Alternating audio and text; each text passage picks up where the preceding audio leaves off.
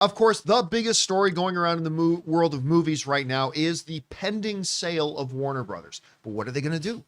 Are they going to split the company up into two and sell them off individually? Are they going to split them into two and just keep operating both of them? Are they going to sell it lock, stock, and two smoking barrels to Paramount or somebody else? To the Germans.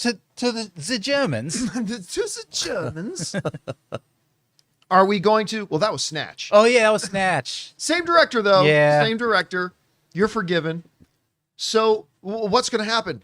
We don't exactly know yet, but we do know this. According to a new story that's just breaking this morning out of CNBC, Warner Brothers Discovery has set a Christmas deadline for when they're going to announce what they're going to do. Now, of course, in the recent days, we known for a long time that Paramount was the first one to get these dominoes going. Paramount came out, said, we want to buy Warner Brothers. Well, since then, Apple, Netflix, Comcast, NBC Universal, and one or two other unnamed parties have come out and publicly said, we want to buy Warner Brothers. And they're after them. Recently, we just talked about how Netflix even employed this big bank that oversaw the takeover of Disney taking over 20th Century.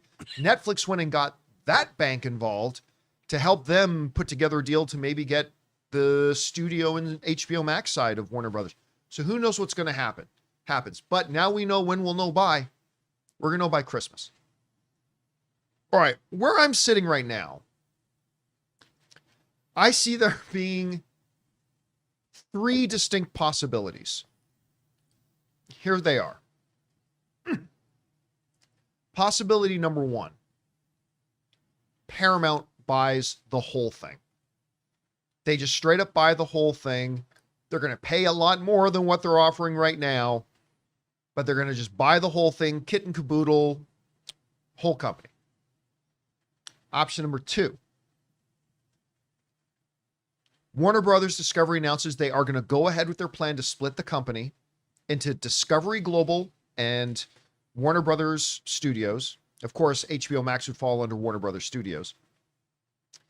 And then Global or Discovery Global, the TV side with TNT, CNN, all the television assets, that gets sold to NBC Universal.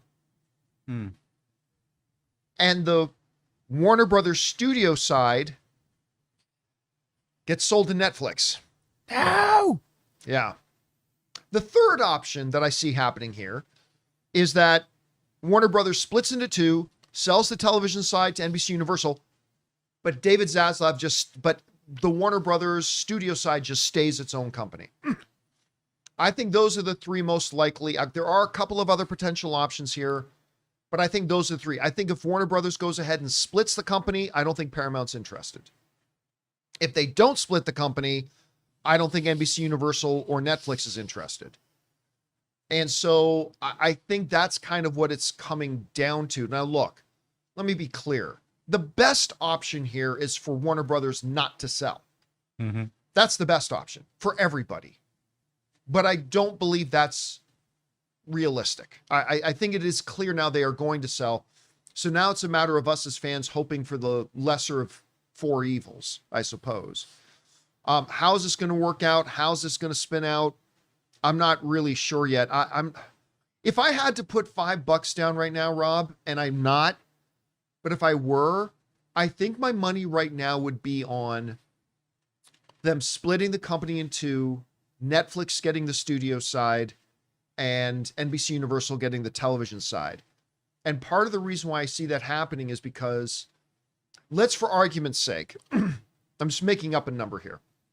Let's for argument's sake say that Paramount was willing to pay $100 million to get Warner Brothers. Obviously, it's going to be way more than that. I'm just making up a number. Okay. So Warner Brothers can sell itself for $100 million. I think they could sell the television side for $30 million and the studio side for $90 million, equaling $120 million. Like, essentially, I think Warner Brothers knows they and their shareholders could get more money by splitting the company in two and selling each asset individually than they can by selling the asset as a whole. But again, this thing has moving pieces every single day. I don't know how this is going to work out. Rob, at least we know this isn't going to drag out till February, March, April. By the time CinemaCon comes around, we're going to have a clear picture of what's going on here. What do you think about this announcement to set the deadline? Do you think they've already made up their mind? How do you think this is going to shake out? What's your take?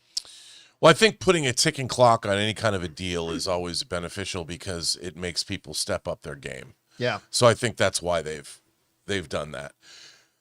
Look, I look at it as if Netflix buys Warner Brothers, I ask myself, what you're asking of Netflix, what we hope as fans, is that they suddenly are going to change their entire business model. They're going to get into the theatrical business because that's what Warner Brothers does. They distribute their movies theatrically. I don't think so. Right, but let me play devil's advocate just for a second before you continue on that. If they bought Warner Brothers, again, I'm not saying I disagree with you. I'm playing devil's advocate here. If they bought Warner Brothers, that gives them an excuse. Because that means they could say, oh, we've always said Netflix will always be a streaming first company. But we have this other division, and they do a different thing. Yeah, they put out movies in theaters, but we don't. I'm saying it could present them an opportunity to save face. It could, but the thing is, I ultimately think that in the future, the theatrical business is doomed. I really do. Whether it's 10 years, 20 years, eventually the theatrical business is going to go away. It's just going to go away.